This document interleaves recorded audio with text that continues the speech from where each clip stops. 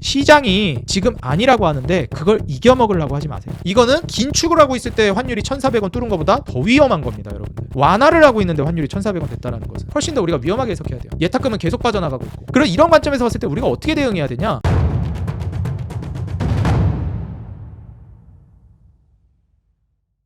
네, 반갑습니다. 주식장인 유튜브 구독자 여러분들, 주식장인입니다.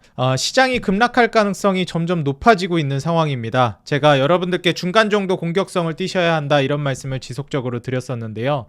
지금 상황에서 여러분들이 시장에 어떻게 대처하고 그리고 리스크를 어떻게 대응해야 될지 오늘 영상 통해서 이제 말씀을 드리도록 하고요. 추후에 여러분들이 수익을 창출할 수 있을 만한 지금부터 우리가 이제 준비해야 될 만한 업종과 종목들까지 같이 한번 잡아보도록 하겠습니다. 오늘 영상 본격적으로 시청하시기 앞서서 여러분들 좋아요와 응원 댓글 그리고 여러분들 구독과 알람 버튼 눌러주시면 감사하겠습니다. 영상 제작하는 데 큰 힘이 되고 있습니다. 자, 그리고 이제 여러분들께 지금 뭐 더보기란이나 이제 댓글에 들어가 보시면요, 제가 그 텔레그램 링크를 남겨놨습니다. 그래서 댓글 고정 댓글이나 밑에 내려보시면 설명 더보기란 클릭하시면 이렇게 텔레그램 방 입장하실 수가 있어요. 여러분들 입장하시면 제가 이렇게 정보도 올려드리고 자료집도 올려드리고 검색식도 올려드립니다. 그리고 이제 2025년 뭐 유망 섹터 종목들까지도 제가 이제 좀 준비해가지고 올려드릴 예정이니까 여러분들 입장하셔서 다 무료로 이제 제공해드리고 있으니까 정보 잘 얻어가시면 좋을 것 같습니다. 영상으로 다 못 담은 내용들을 여기 텔레그램 방에 올려드리고 있어요.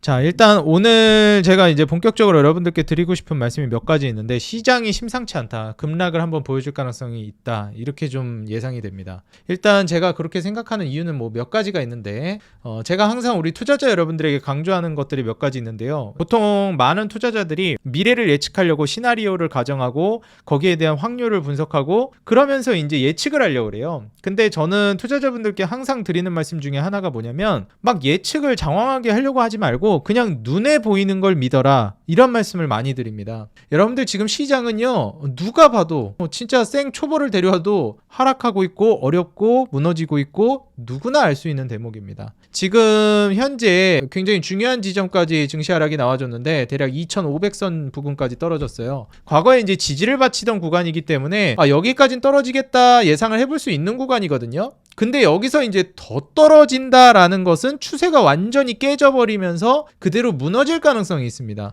그래서 2,500선이 깨지면 좀 더 급격하게 증시가 무너질 가능성도 우리가 생각을 해봐야 된다, 이렇게 좀 말씀을 드리고요. 너무 이제 기술적으로만 말씀드린 거기는 한데 지금 그럴 가능성이 계속 얘기가 나오고 있는 것 중에 제일 큰 부분이 일단 예탁금이 빠져나가고 있다라는 겁니다. 제가 계속 말씀드리지만 21년 고점 대비해서 예탁금이나 신용잔고는 계속 무너졌고요. 그리고 말씀드렸듯이 예탁금 대비 신용잔고 비율도 너무 높습니다. 지금 현재 고객 예탁금 같은 경우에는 50조 아래로 이미 무너진 지 오래됐어요. 오래된 게 아니라 과거에도 이제 무너졌었죠. 그러다 이제 50조 근처에서 왔다 갔다 하다가 또다시 한번 50조가 깨지는 모습을 보여줬습니다. 근데 여기서 중요한 건 뭐냐면 신용잔고는 거의 18조 가까이 된다는 거예요. 그러니까 신용잔고가 18조면 뭐 20조를 내다보는 건데 예탁금은 50조가 깨졌다? 40조대로 내려왔다? 이렇다라는 것은 지금 예탁금 대비해서 신용잔고 비율이 너무 높아졌다라고 우리가 평가해 볼 수 있겠고요. 거의 30-40% 수준이니까 지금 빚을 내서 투자하고 있는, 무리해서 투자하고 있는 돈이 비중이 너무 크다. 물론 예탁금이 훨씬 더 많으면 예탁금 대비 신용잔고가 적기 때문에 지금 절대적인 숫자로만 보는 게 아니라 상대적인 거거든요. 그래서 신용잔고가 지금 18조가 높다, 이게 아니라 예탁금이 50조 아래로 깨졌는데 신용잔고가 지금 18조를 내다보고 있다? 이게 문제인 거예요. 사실 예탁금이 굉장히 많이 늘어나고 있거나 이미 예탁금이 너무 많으면은 주식 투자를 하려고 하는 이제 절대적인 현금 자체가 많은 거기 때문에 조금 거기에 빚이 껴있다 해도, 빚이 좀 많다 하더라도 그 비율이 무너지지 않으면 상관이 없단 말이에요. 근데 지금은 과하게 이제 신용이 많이 껴 있습니다. 이거는 증시를 무너뜨려서 한번 신용 물량을 반대 매매로 털어내려는 그런 움직임이 시장에서 나올 가능성이 있다. 그리고 신용이 이렇게 많이 끼게 되면 부담스러워가지고 매수세도 많이 좀 저하될 가능성도 있습니다. 사실 여기에는 신용의 문제라기보다는 저는 예탁금이 들어와야 된다라고 생각은 하는데, 사실 예탁금이 한국에 들어오기가 정말 어렵습니다. 이번에 지금 트럼프 정권이 당선이 됐지만 여러분 여러분들도 아시다시피 지금 무엇 하나 예측할 수 없는 부분이에요. 당선이 확정됐지만 트럼프가 이제 내년부터 본격적으로 정권을 이행하기 때문에 사실 지금 11월에서 12월은 굉장히 좀 붕 뜬 시기라고 볼 수가 있겠고, 실질적으로 내년부터 딱 스타트를 끊을 때부터가 진짜인데 그 전에 시장은 계속해서 좀 불안해하는 심리를 가지고 있는 것 같아요. 그리고 트럼프가 워낙에 자국 우선주의, 뭐 관세 때리겠다 이러니까 사실상 굉장히 좀 불안해하고 있습니다. 안 그래도 지금 불경기가 심화되고 있는 상황인데 관세까지 부과하겠다? 금리 인하에 대한 기대감을 사실 각국에서 이제 가지고 있었는데 이걸 수혜를 미국이 독차지할 가능성이 높아지고 있는 상황이에요. 사실 금리 인하를 하게 되면은 강달러에서 약달러로 전환되면서 달러 가치가 조금씩 떨어지고 긴축을 할 때 미국으로 몰려들었던 돈이 주변국들, 뭐 개발도상국, 상대적으로 금융지위가 낮은 나라들로 돈이 퍼져나갑니다. 근데 지금 트럼프 같은 경우에는 자국 우선주의라든지 그리고 관세, 제가 어제 영상에서도 트럼프에 관해서 많이 말씀을 드렸는데 재정 적자를 유도해가지고 경기를 살리기 위해 노력할 것이다. 우리가 경기를 살리는, 불경기를 이제 타파하는 방법이 몇 가지가 있는데 바로 금융정책이 있고 재정정책이 있습니다.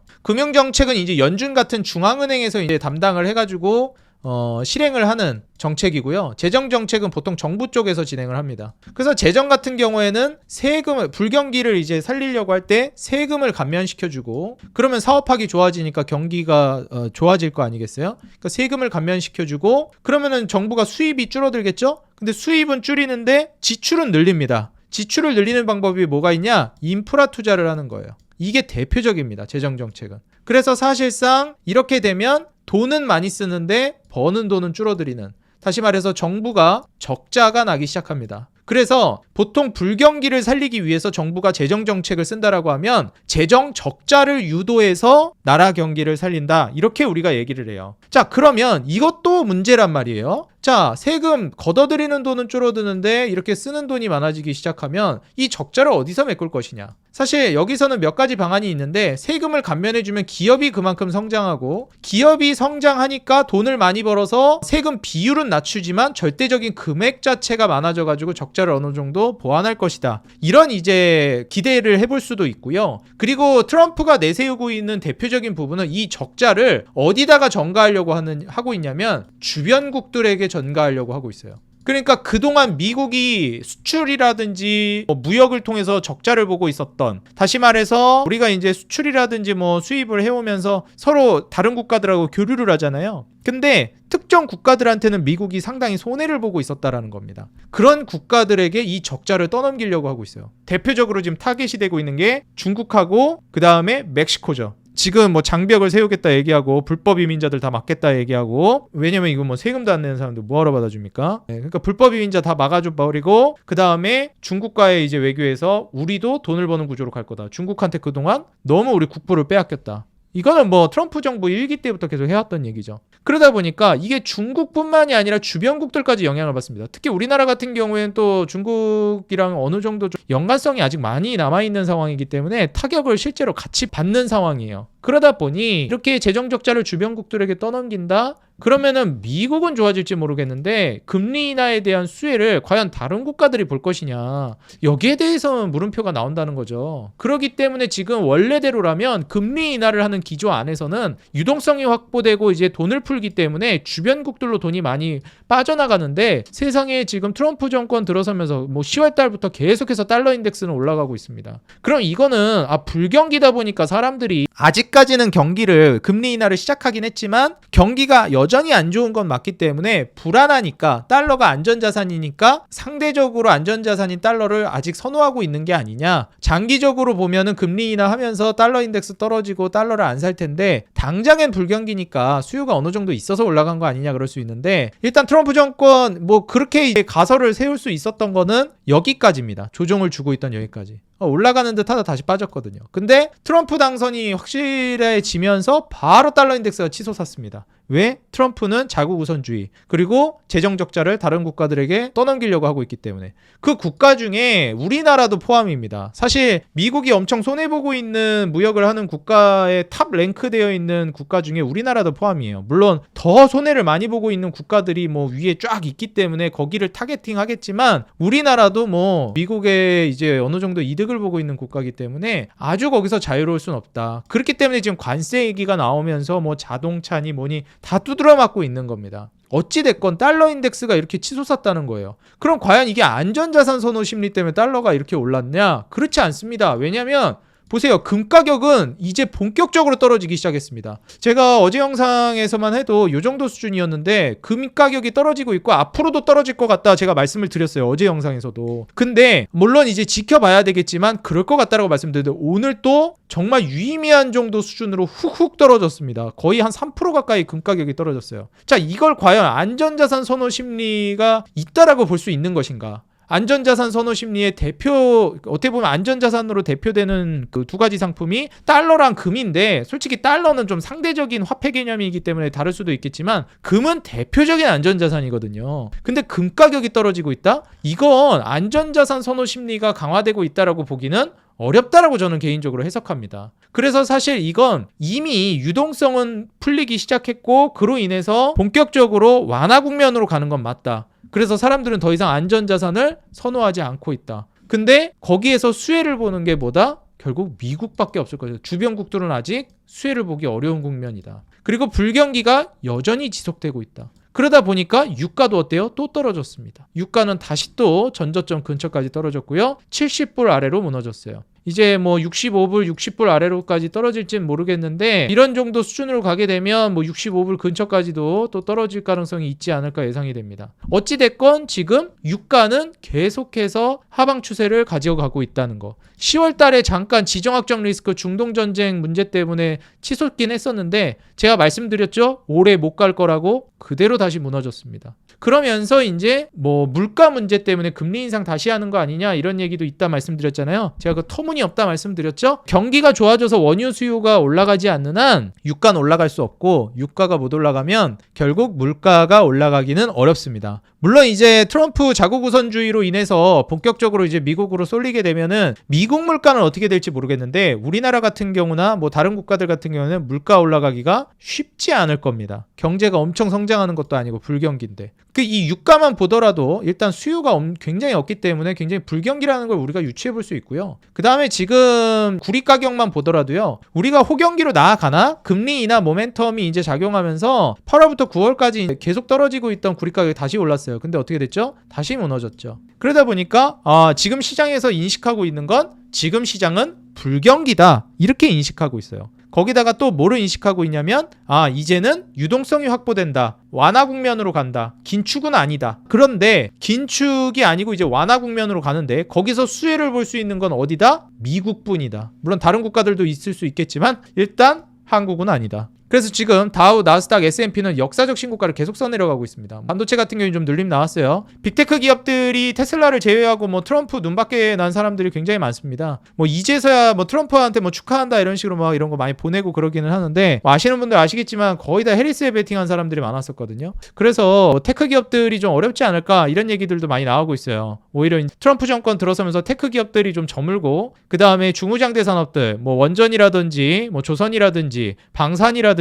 자동차라든지 건설이라든지 인프라라든지 이런 쪽이 수혜를 많이 받을 걸로 기대를 하고 있는 상황입니다. 그래서 실제로 지금 그런 양상으로 흘러가고 있고요. 제가 이전에도 말씀을 드렸는데 맨 처음에 반도체가 가고 그 다음 제약바이오 그 다음에 뭐라고 말씀드렸죠? 중후장대 경기민감 업종이 올라간다 말씀드렸죠. 지금 딱 그 순서대로 가고 있다라고 생각하시면 됩니다. 근데 이제 트럼프가 재정정책을 진행하면서 그거를 빨리 이제 진행시키고 있다라고 생각하시면 되는 거고요.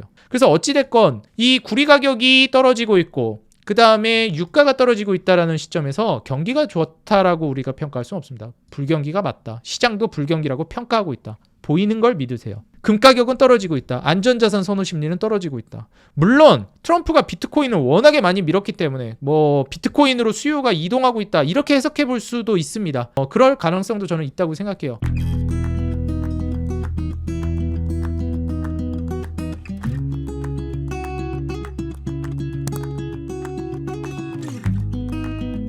그런데 아무리 그렇다고 하더라도 안전자산 선호 심리가 높으면 이렇게 금 가격이 떨어질 수는 없습니다. 왜냐하면 달러는 올라가고 있거든요. 달러 올라가는 건 어떻게 해석할 건데요, 그죠? 그래서 사실상 지금 상황에서 우리가 이제 좀 눈여겨봐야 되는 부분들 말씀을 드리지만 지금 시점에서는 어려울 것이다. 한번 급락이 떨어질 수 있다. 그래서 제가 거듭 말씀드리지만 우리나라가 안 좋고 힘든 것도 맞는데 미국이 너무 강달러로 가고 있다. 미국이 너무 자국 우선주의로 가고 있다. 지금 한국은 원달러 환율 1,400원을 가고 있습니다. 환율이 1,400원으로 가고 있다라는 건요, 여러분들 IMF랑 서프라임 모기지를 생각나게 하는 환율이에요. 자, 그렇다라고 하면 우리가 과거에 이제 1,440원까지도 이제 환율이 올라간 적이 있었잖아요. 그런데 지금 이제 1,400원대를 다시 찍었단 말이에요. 그때 이제 안정되나 싶었는데 이거 뭐지? 이거 다시 심각해지는 거 아니야? 이런 불안감을 지금 불러일으키고 있다라는 겁니다. 과거 이제 환율 데이터 상황을 좀 같이 살펴보도록 하겠습니다. 1년 동안 연중 최고 환율이고요. 지금이 3년 평균으로 봤을 때는 과거 우리가 정말 힘들었을 때 2022년도 당시에 이때 기준금리를 자고 일어나면 미친 듯이 올릴 때 이때 환율이 1,440원까지 갔습니다. 근데 지금은 금리를 인하하고 있는 시점인데 환율이 1,400원을 갔어요. 이건 우리가 어떻게 해석해야 될까요? 그죠? 긴축도 아닌데 완화 국면인데 환율이 다시 1,400원을 찍었습니다. 이거는 긴축을 하고 있을 때 환율이 1,400원 뚫은 것보다 더 위험한 겁니다, 여러분들. 완화를 하고 있는데 환율이 1,400원 됐다라는 것은 훨씬 더 우리가 위험하게 해석해야 돼요.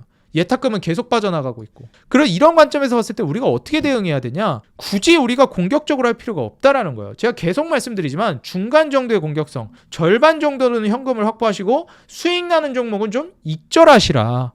거듭 말씀드리고 있죠. 그러니까 이제 수익 날 만한 종목들은 익절하세요, 여러분들. 어지간한 종목들. 뭐 제가 말씀드렸던 거 두산에너빌리티 같은 거 애초에 제가 장기적으로 보라고 말씀드린 거잖아요. 그러니까 이런 거 말고 웬만한 거 그냥 수익 나던 거는 익절하세요. 솔직히 휴젤이나 파마리서치도 어느 정도 수익 내셨던 분들은 익절 어느 정도 하고 이제 신규로 진입하시는 분들 같은 경우에는 현금을 충분히 확보하면서 서서히 진입하는 게 맞는 겁니다. 이해가 되시죠? 제약바이오가 그럼 무너지는 거냐? 저는 계속 간다고 봐요. 왜냐하면 기준금리 인하 기조는 바뀌지 않을 거고 말씀드리지만 그런 급락이 나온 이후에는 엄청난 대세 상승이 올 거예요. 말씀드렸듯이 이 기준금리 인하 국면의 초기에는 불경기 모멘텀이 시장을 장악하고 있기 때문에 지금 거기에다가 트럼프가 또 불을 끼얹은 거예요. 기름을 들이부은 겁니다. 왜? 이 금리 인하 초기에는 불경기 모멘텀이 많아서 시장이 안 그래도 불안해하는데 금리 인하 수혜를 이제 주변국들이 받을 거를 뺏어가는 거죠. 아니야, 금리 인하 미국만 수혜 볼 거야. 이런 식으로 가는 거죠. 그러니까 더 불안해지는 거죠. 금리 인하 수혜도 못 봐. 불경기는 심해져. 그럼 어떻게 되는 겁니까? 다 힘들어지는 거죠. 악재가 겹치는 거죠. 근데 어찌됐건 어떻게 된다고요, 여러분들? 결국 전 세계가 못 살게 되면 미국도 오래 갈 수 없습니다. 지금이야 신고가 쓰면서 가지만 미국이. 그렇기 때문에 기준금리를 어디까지 낮출 거냐면 계속 경기가 좋아질 때까지 낮출 거예요. 미국뿐만 아니라 주변국들까지. 그래서 한번 이제 무너지는 모습이 나올 수도 있다. 환율발 증시 급락이 제가 계속 나올 수 있다라고 말씀드리는 이유가 여기에 있는 거예요. 너무 강달러로 가고 있고. 그럼 그런 과정에서 여러분들 지금 어느 정도 익절하실 건 익절하시면서 현금 챙기시면 된다. 최근에 제가 뭐 방산주들 말씀드렸던 거 많이 가잖아요. 하나시스템이나 한국항공우주나 이런 거는 지금 빨리 매도할 필요는 없죠, 사실. 너무 잘 가고 있고 트럼프 정부에서 수혜를 받는다고 하고 추세가 깨진 것도 아니고. 그죠? 뭐 하나에어로스페이스도 계속 신고가 랠리 쓰고 있는데 뭐하러 팝니까? 근데 수익을 보고 있던 거를 수익이 지금 줄어들고 있는데 예를 들어서 제가 말씀드렸던 제약바이오 중에서도 수익 났던 것들 있잖아요. 근데 그거를 더 크게 먹으려고 욕심부리다가 여러분들 막 수익을 축소시키지 말라는 거예요. 최악은 그거를 손실로 나오지 말라는 거예요. 익절할 수 있으면 빨리 그냥 익절하고 나오라는 겁니다. 수익 나고 있던 거는. 얘네도 꺾이면 바로바로 매도 치셔야 돼요. 이해가 되시죠? 그러면서 현금 비중을 최대한 확보해가지고 급락이 떨어지면 다시 이제 재편될 때 담을 수 있는 물량을 지니고 계셔야 됩니다. 거듭 말씀드리지만 이 금리 인하 초기에는 급락이 나올 수 있다. 그런 부분을 여러분들이 인지하셔야 된다. 자, 그럼 그때 급락이 나올 때 우리가 이제 무엇을 사야 되냐? 아직은 급락이 나오지 않았지만 그때 급락이 나올 때 증시가 하락할 때 여러분들이 혹은 급락할 때 증시가 계속 떨어지고 있네 혹은 급락하고 있네 이때 외국인이 순매수하고 있는 종목들을 보셔야 됩니다. 그 다음에 거래대금 터지는 종목들 이런 종목들을 보셔야 되고 어떤 섹터에 돈이 들어가고 있는지를 판단하셔야 돼요. 이해가 되시죠? 혹은 무너지고 있는 과정 안에서 오히려 바닥에서 쓸어 담고 있는 것들 이런 것들을 여러분들이 보셔야 한다.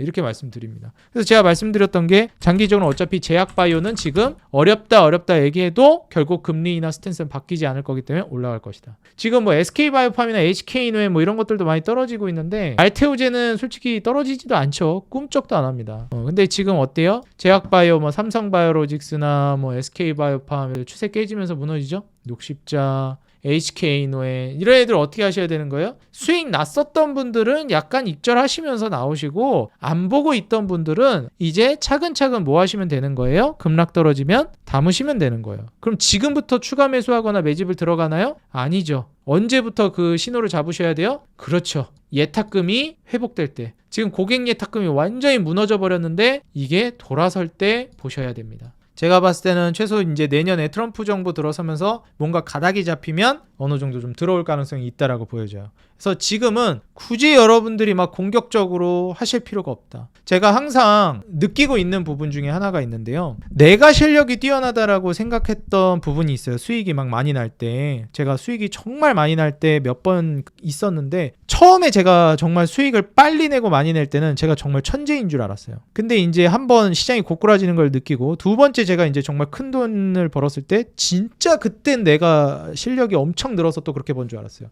근데 언제나 여러분들 내가 잘나서 하는 거는 한 20 내지 30%예요. 70%는 시장이 나한테 돈을 벌어다 준 겁니다. 시장이 지금 아니라고 하는데 그걸 이겨먹으려고 하지 마세요. 지금 시장에서 돈이 빠져나가고 있는데 내 실력으로 이걸 극복하겠다 이런 생각을 하지 마세요. 아시겠죠? 그냥 좋은 주식을 가지고 계시고 현금으로 그냥 그거 더 살 준비를 하세요. 나는 잘할 수 있어. 난 그것조차도 이겨낼 수 있어. 너무 대단한 분들이죠. 그런 분들을 폄하하겠다는 게 아니에요. 근데 그렇게 하는 방법도 있지만 대중은 초보분들은 그렇게 하지 마시라. 쉽게 가는 길도 있는데 빠르게 가려다가 여러분들 고꾸라지는 경우가 다반사입니다. 주식시장은. 급하게 가려고 하지 마세요. 굳이 시장에서 돈 빠져나가고 있고 급락 떨어질지 모르는데 강력하게 베팅하지 마세요. 익절할 수 있는 건 익절하고 이거 나중에 올라갈 만한 좋은 종목인데 그걸 지금 수익도 안 나고 있는데 손절하라는 얘기가 아니에요. 익절할 수 있는 종목들은 익절할 준비를 하셔야 된다는 거예요. 못했으면은 뭐 어쩔 수 없지. 나중에 이제 익절할 수 있는 거 다른 종목 익절하고 사면 되지.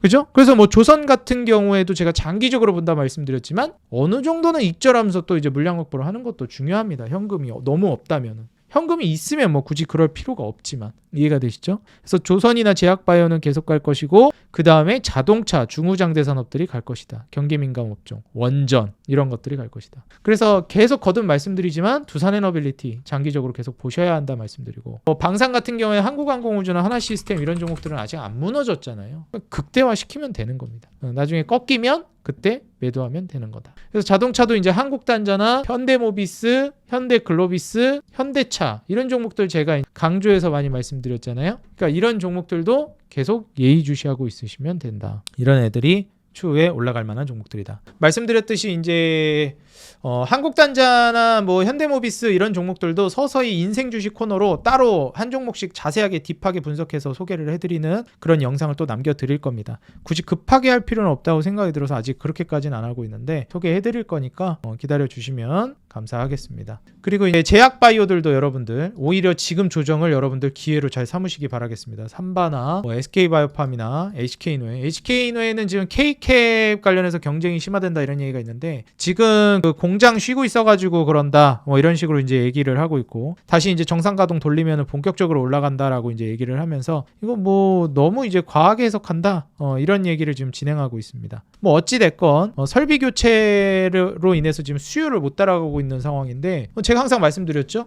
수요가 밀어올리는 주가는 장기적으로 올라간다. 그래서 실제로 지금 외인이나 기관도 지속적으로 담고 있다고 보여지고 실적 전망도 나쁘지 않다. 그래서 오히려 이런 종목들 여러분들이 지금부터 살 필요는 없겠지만 HK노에, SK바이오팜, 삼성바이오로직스 지금부터 막 공격적으로 살 필요는 없겠지만 예탁금 들어오고 그 다음에 또 뭐 추세를 돌리고 이러면 충분히 추매를 해볼 수 있는 좋은 종목들이다. 소개해드렸던 종목들 있죠. 바이오로직스는 제가 말씀드렸죠. 일정 정도 익절하면서 가시라고. 제가 봤을 때 이거 조정 나오다 다시 뛸 것 같긴 하거든요. 다시 칠 것 같아요 이거는. 근데 항상 다 가질 수 없습니다. 익절하면서 가는 거예요. 자, TNL도 지금 떨어지고 있죠. 화장품이 완전히 최근에 아작이 나고 있는 상황인데 TNL 같은 경우에는 저는 크게 변동이 있을 거라고 생각하지 않습니다. 장기적인 모멘텀은 흔들리지 않을 거라고 보고 있어요. 이 55,000원에서 6만원 가격대를 지지하면서 상단으로 계속 열면서 올라갈 거라고 저는 생각하고 있습니다. 뭐 어제도 외인들 많이 담았더라고요. 뭐 어찌됐건 그런 식으로 이제 여러분들이 보시면 좋겠다. 게임 뭐 크래프톤이나 이제 W게임즈도 최근에 올라가다 다시 이제 떨어지는 모습을 보여줬는데, 이번에 이제 W게임즈 같은 경우는 실적 발표가 나왔죠.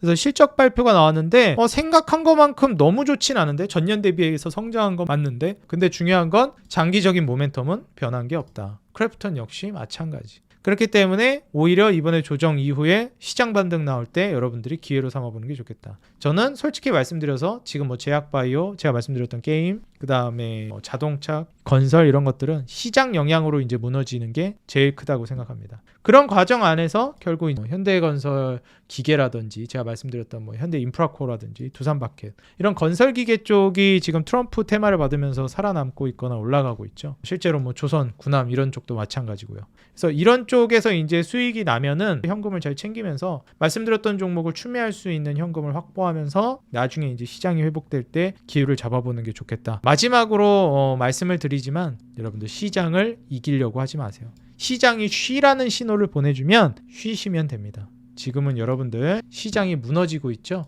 뭔가를 하려고 하지 마세요. 수익 나고 있는 것 잘 거두어 드리는 것만 진행하시기 바라겠습니다. 그리고 추후에 미래에 쭉 올라갈 만한 종목이면 잘 쥐고 계세요. 추매도 하지 말고 손절도 하지 말고. 이 하락할 때는 진짜 뭐 기업이 그게 뭐 미래성이 훼손돼 가지고 이건 버려야 될 정도 수준이 됐다 하면 물론 버려야 되지만, 그게 아니고 증시 때문에 주가가 무너진다? 그런 것 때문에 손절을 하시면 안 된다. 추세가 완전히 깨지지 않는 이상에. 그래서 그런 점을 감안하셔가지고 시장이 한번 무너질 수도 있겠다라는 거 꼭 염두하시고 여러분들 안전하게 이번 하락장도 이겨내 가시기 바라겠습니다. 제가 계속해서 여러분들과 같이 하면서 여러분들 시장 잘 이겨낼 수 있도록 말씀드릴 테니까요. 이번에 증시 급락 나올 수 있다라는 거 꼭 유념하시면서 현금 확보 여러분들 각별히 신경 쓰시기 바라겠습니다. 네, 오늘 영상 여기서 마무리하도록 하겠고요. 저는 다음 영상에서 더 돈 되는 정보, 도움되는 주식으로 찾아뵙도록 하겠습니다. 아직 구독 안 눌러주신 분들은 앞으로도 계속 여러분들 안전하게 계좌를 늘려나갈 수 있도록 도와드리겠습니다. 여러분들 덕분에 구독자 3만 명을 앞두고 있습니다. 구독과 알람 버튼, 좋아요 한 번씩 눌러주시고요. 여러분들 짧게나마 응원 댓글 한 줄씩 달아주시는 거 너무 큰 힘이 되고 있습니다. 한 번씩 꼭 눌러주시고 달아주시면 감사하겠습니다. 항상 우리 개인 투자자 여러분들의 수익 그 하나만을 위해 여러분들이 돈을 벌어야 제가 돈을 번다는 모토로 정진해 나가도록 하겠습니다. 지금까지 주식장인이었습니다. 감사합니다. 여러분들 행복한 하루 되세요.